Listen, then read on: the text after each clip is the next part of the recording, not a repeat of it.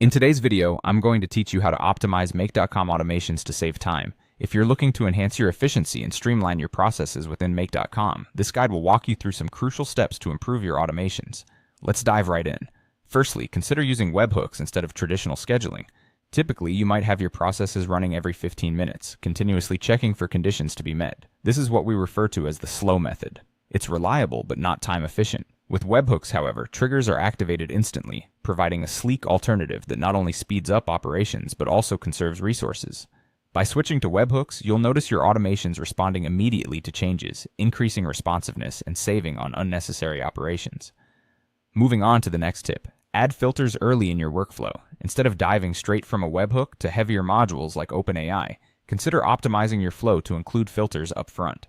By placing filters before these resource-heavy modules, you can effectively prevent unnecessary API calls. This means in an optimized setup, you'll move from a webhook to applying a filter first, and then pass on only the necessary data to a tool like OpenAI. This arrangement not only streamlines the process, but also reduces costs associated with unneeded API usage. Another strategy to consider is storing data instead of repeating searches. Rather than continuously querying for the same data, leverage tools like Make.com's data store or set variable to capture this information early on. For example, if you're working with an email address that appears frequently, store it after the first lookup and simply reference it as needed.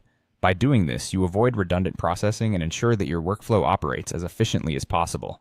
In a similar vein, take a close look at reducing unnecessary modules. It's easy to fall into the trap of using multiple set variable modules in succession, but a more optimized approach consolidates these operations into fewer modules.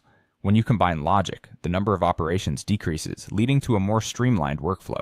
This clever reduction results in a cleaner and quicker automation process. Lastly, use routers carefully by only creating routes that are truly necessary. A common example is a webhook sorting users into categories such as paid user and free user. While it's beneficial to segment users, too many routes can complicate and slow down your workflow.